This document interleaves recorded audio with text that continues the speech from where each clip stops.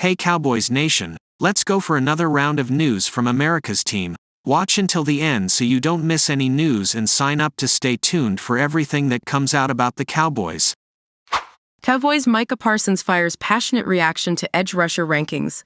As fans and pundits wait for NFL training camps to open, lists, rankings, and hot takes are sure to fill both the airwaves and social media. While commonplace in NFL media, Dallas Cowboys star Micah Parsons took offense to his ranking in one of the more recent lists. Parsons was ranked as the number 3 overall edge rusher in an article by ESPN's Jeremy Fowler. The voting process consisted of over 80 voters that featured league executives, coaches, and scouts. While at least one voter had him at number 1, another had him as low as number 7. No matter who was involved in the voting, Parsons wasn't impressed with their assessment of his game and his 167 double teams. There's no way it was 167 double teams, Parsons wrote on X. MF can't FWM man. It's up this year on Mamas. 2 weeks, most double-teamed player, but I have best pass rush percentage and most pressures. Saying production low, something not adding up, Parsons continued, including a lion emoji with his tweet. The pass rusher was actually getting praise for recording 14 sacks, despite facing a league high in double teams. Still, Parsons believes he should have gotten more credit. The one area those voters did give Parsons some flack for was his work in the run game. Unreal athleticism for the position, twitch, speed, and bend is phenomenal. An NFL coordinator said, his issues are really more in the run game than anything else. When he has to take on heavy stuff, that's where you feel the lack of size a bit. Micah Parsons seems dedicated to honing his craft and improving his run game ability on top of his already explosive pass rush prowess. While his focus will be on getting the Cowboys to the Super Bowl, he won't hate shutting the doubters up in the process. If he wants to get to number 1 on the list, at least in the voters' eyes, he'll need to put together a season better than this year's top 2 pass rushers, Myles Garrett of the Cleveland Browns and the Pittsburgh Steelers' TJ Watt. Micah Parsons becomes leader of Cowboys defense.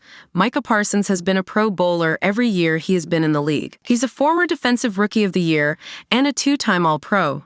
But after missing out on a first-team All-Pro season in 2023, Parsons is looking to get back into the upper echelon. That's not to say his 2023 campaign took him out of his. His 14 sacks were a new career high. He registered 64 tackles, 18 for a loss, 33 quarterback hits, a forced fumble, and a fumble recovery. Parsons still got his Pro Bowl nomination. But more so than any list or ranking, Parsons will need to take on an even bigger role as Dallas prepares for the 2024 campaign. With Dan Quinn now the Washington Commanders head coach, Mike Zimmer has replaced him as defensive coordinator. Zimmer has years of coaching experience both as a coordinator and a lead man, but this will be his first year under the Cowboys' current regime. As Zimmer works to build his system, Parsons will function as a key focal point and a player to strategize around. In turn, Parsons will be looked at to help build the culture under Zimmer and buy into the system. With so much playoff disappointment, the Cowboys need to refocus their strategy and get back to winning key football games. Whatever the strategy may be, everyone must trust in it and operate to their best ability. If Dallas can achieve that goal, Micah Parsons will be at the center of the team's growth. A long playoff run would certainly up Parsons' standing on more than just one list. Parsons would revel in the opportunity to say, "I told you so."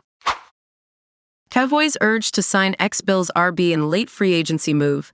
The Dallas Cowboys have already added 2 veterans to their 2024 RB group, but they could also add a former Buffalo Bills RB.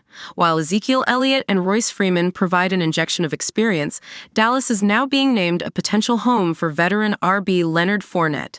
Fournette is entering his 8th NFL season after spending the 2023 campaign with the Bills. While the former LSU star's best years seem to be behind him, CBS Sports' Tyler Sullivan believes he could be a smart addition for the Cowboys. Dallas backfield could use some depth in the aftermath of losing Tony Pollard in free agency earlier this offseason. The club did bring back Ezekiel Elliott to give themselves a familiar option, but Zeke shouldn't be looked at as the same player he was during the bulk of his first stint with the organization, Sullivan wrote on July 9th.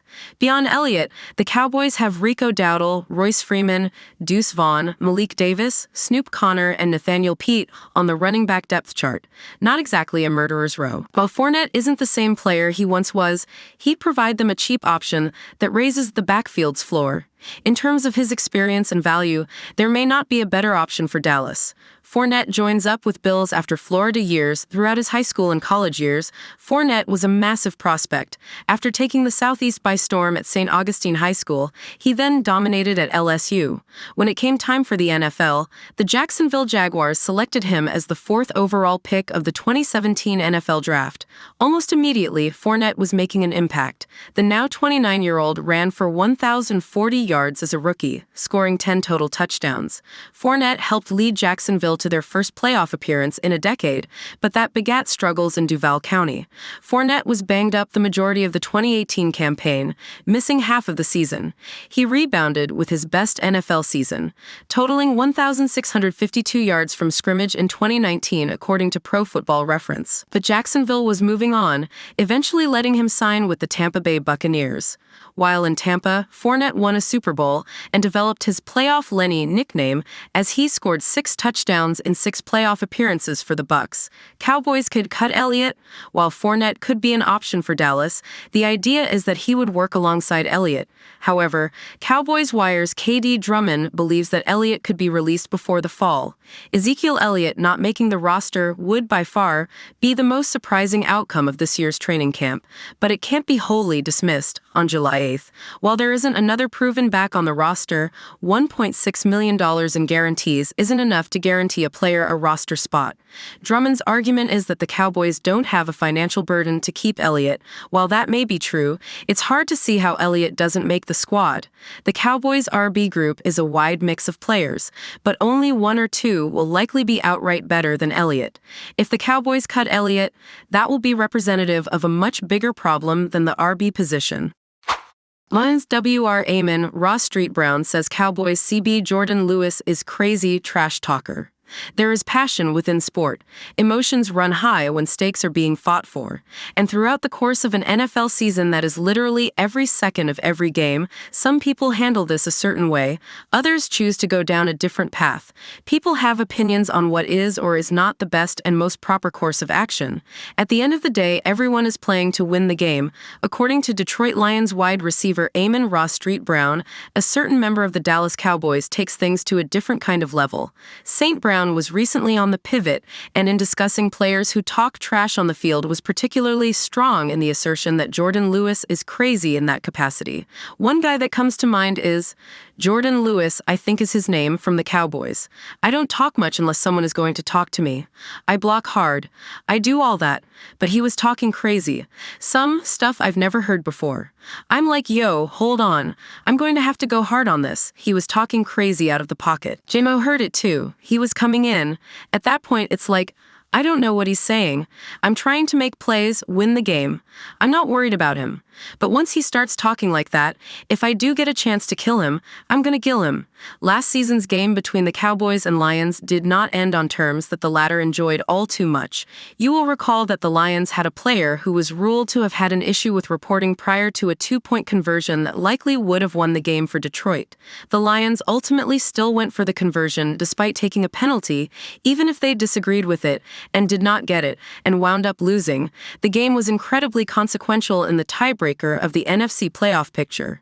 Although with Dallas losing in the wild card round, it hardly mattered with regards to any sort of rematch. For what it is worth, after the Lions beat the Los Angeles Rams in their own wild card matchup, some of their players told the broadcast that they were hoping for a rematch with the Cowboys.